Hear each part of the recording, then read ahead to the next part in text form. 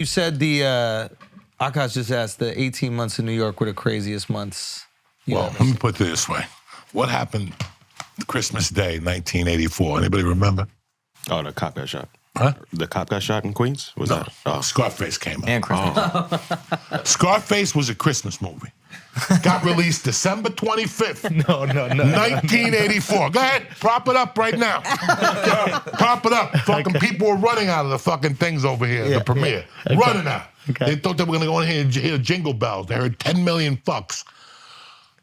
When I landed was February 1st, guys. The movie bombed at the box office. Really? At the airport in Newark, when they were picking me up, my fucking gorilla friends, they were like, "Did you see Scarface yet?" And I go, "No." I heard about it. I saw the commercials in Aspen. And they go, "We're going right now." And we went to Secaucus, Harmon Cove. How many movies they got? Like 18 over there? Yeah. They had 4 movie theaters, Scarface.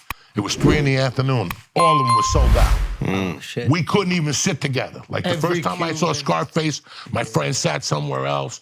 The place was packed. And that's what I was walking into. It was a different city. It was, everything had changed in this city. Right. It was, the city was on fucking fire. Like if you guys are having fun now, you would have killed yourself in 83, 84. The city was tremendous. Come on now, 75 to 85, the Stones, after they put Miss You out, that fucking album was New York City. So it just picked fucking New York City up again. New York City was a fucking, I still remember coming over here at night. Like we would close the bars in Jersey at 3, drive over, get a fucking case of beer, and sit on the street and drink and snort coke on the hood of your car. And nobody would say a word to you. You'd have a mirror out on the hood of the fucking car, and no motherfucker would say a word to you. So that's what I was walking into. That was the general attitude. Okay, so when was the city broke? Was it the 70s that New York was like falling apart, This decrepit? fucking city has been broke for 2,000 years, but they still figure out a way to kill 1,000 people a year, right? If you're broke, you got no bullets. How the fuck do all these people? This city's been broke since I was a goddamn kid, man. Okay. But it was like 82, 83, 84 to go out in the city. It was a different city. And then what did I do? I got myself a job bartending at the Sheridan Center on 52nd and 7th. I think I went in at 4 in the afternoon to 1 in the morning. So now you're letting a 21-year-old kid out into Manhattan in 1985 with $200 in his pocket. Forget it. And a gram of blow. And you're already in Times Square. And I'm already in the heart of New York City.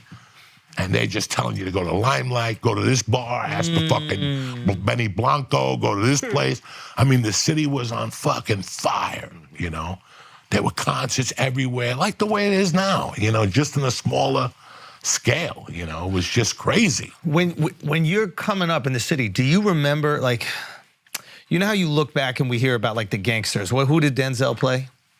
What was his name? He was Bumpy's driver. Do you remember hearing about Bumpy at the time? I remember hearing about Bumpy as a kid. Did you ever, like, meet Bumpy? No. So these people were protected? Frank Lucas. Frank Lucas is Bumpy. Like, do you remember hearing about these, and even some like the Italian mob guys? Do you see them in the neighborhood ever? Do you see anybody coming around? I heard about Bumpy, like, when I was running numbers in Harlem. Bumpy was Harlem, right? Harlem. I always heard little stories about him and shit. I never saw him or anything like that. The gangsters, I knew about a guy named Fat Tony Salerno when I was a kid. Oh, shit. Because he was in Harlem, and that's where I would always be. So that when we were running numbers in Harlem, they're like, make sure you don't go into that neighborhood. Right. You know, that's their turf over there. So I remember shit like that, but nothing